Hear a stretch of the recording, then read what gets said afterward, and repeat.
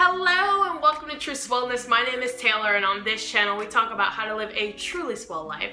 Today I want to give you just some tips on how to start running, because I have had a lot of friends recently ask me, Taylor, you run, how do I run? What should I do? What do I need to buy? So I'm here to give you all those lovely tips today. Don't forget to hit the subscribe button and the notification bell so you never miss any videos I have for you. I have so many tips and I just want you to get them out, so make sure you hit that button, okay?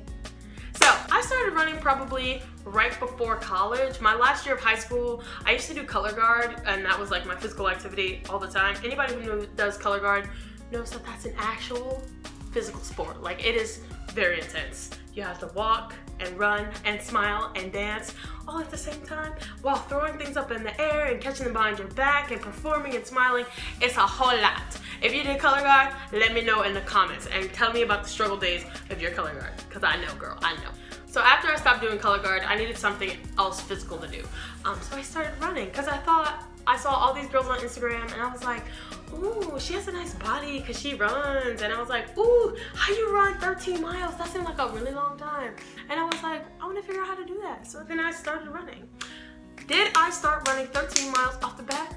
No, ma'am. I still haven't run 13 miles. When I get there, y'all gonna know, because it's gonna be all over my Instagram, my Facebook. Everybody gonna know when I run 13 miles, okay? That's half a marathon. We gonna get there. Anyways, haven't got there yet, but I just wanted to tell you like a little bit about when I started running. So, graduated high school in 2015. I'm old. But I'm still running till today, so I guess that means I started running in 2014. It's 2019. So, you know, I've got a couple miles under my belt. I don't run every day, but I do run more frequently than I'd say most people, so I can give you a little tips and what you need and what you can do to get going. So for equipment, I would say, one, you need to get a good pair of shoes. I would do a little research upon what kind of shoes you should get. Different shoes you should get depending on what kind of surface you're running on, depending on whether you're running trail, you're running pavement, or you're running treadmill or track. All of those require different kinds of support for your feet. So I would do a little research on some like running blogs and stuff like that. Also, you don't have to spend a bajillion dollars on shoes. I spend about $100 to $100 on a pair of shoes. Did I say 100 to 100? Yeah.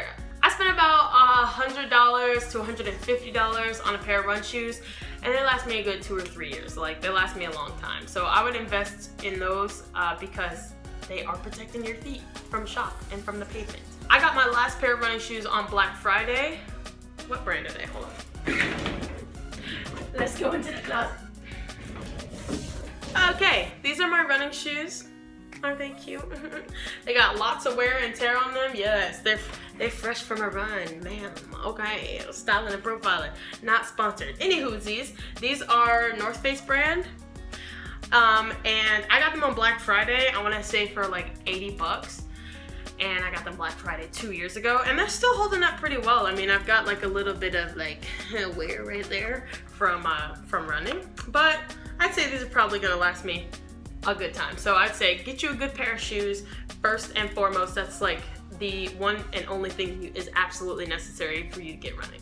Second, I would say get you a good running playlist. I have a running playlist. Hold on, I'm gonna grab it for you. I have a run playlist that I use every time I run. It's on Spotify, and I can post the link for you.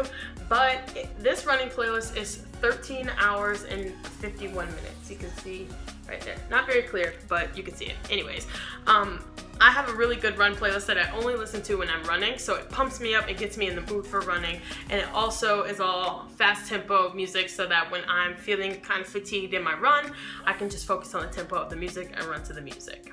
I'll put the link in the description to my Spotify playlist because it's awesome, and if you don't have a run playlist already, you can start there. Third, I would say with your music, get you some good headphones. I prefer Bluetooth because like when you have one of the ones that have a cord while you're running, it's just like bouncing against you, and it's very annoying. I will say, pro tip, if you do have one of those pair of headphones, is to, if you're a lady, loop it under like your bra strap and then put it in your ears, because then the cord doesn't bounce around so much. But just get some Bluetooth ones if you can afford it. I got my Bluetooth ones for $15 from Walgreens, so you know, they're not that expensive. You don't gotta get Beats, you don't gotta get AirPods. I mean, if you wanna do that, you know, do you, boo. But I'm a budget queen, so I got mine for $15. So I would say that's the next thing you need. On the music note, I would say to get you one of these great armband thingies. So what these things do is they allow you to put your phone in this part. Actually, let me get my phone. Why am I playing? Okay, so you put your phone in this part. Then this part, you loop around your arm. Like so. I gotta put some like real model music in right here, so just this is how I put it on, literally with my mouth. You strap it on like that, and then when you're running, you don't have to worry about like tucking it into your bra or into your like waistband because it's on your arm. These are really awesome. If you don't have headphones, this keeps it close to your ears, so then you can just play the music out while you're going. Last but not least, I would say get an app that allows you to track your progress. I personally use Nike Run. Nike Run Club, I really like it because it allows you to track your miles, and it also has guided runs. So if you wanted a run coach to help you with something, like you wanted to go couch to 5K, or you wanted to get faster, or you wanted to run longer distances, the coach on the Nike Run app can help you with that. Totally not sponsored. I just really like the Nike apps because they're free and they help you be better in your life. I will tell you, when you start running, don't be discouraged by your speed or your distance that you can run. I remember when I first started running, currently I'm probably rocking at a good 11:30 pace, 11 minutes and 30 seconds for a mile pace.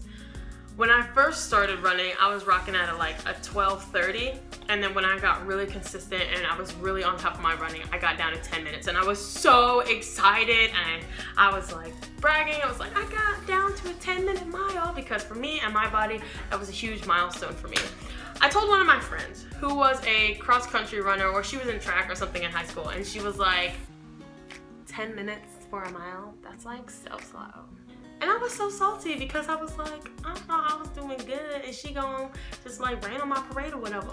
But I'm here to tell you, as your friend Tay, don't let anybody rain on your parade. Whether you do a 15-minute mile or you do a 5-minute mile, you are still running. You are still a runner, and you got off your couch and you got active, you got moving, and you're helping your cardiovascular fitness even if you're slow. So don't let anybody rain on your parade, and be kind to yourself if you're slow, or if you're not at the physical fitness level you want to be. Be consistent, show up, and don't be afraid. Just go into it. Also, another pro tip I would give you is don't dive into too many miles at a time. If you've never ever run before, don't try to run 6 miles, because your body's gonna fall apart the next day. You might be able to do it the first time, but then tomorrow you're gonna hate yourself, okay? So I would say start off with 10 minutes, start off with 20 minutes. If you really wanna hop in, start off with 30 minutes, run, walking, run, walk, run, walk. And then track your progress. Keep doing it. I wouldn't say do it every day. I personally run about twice a week right now to 3 times a week, because I mix in some other training like yoga and other stuff like that.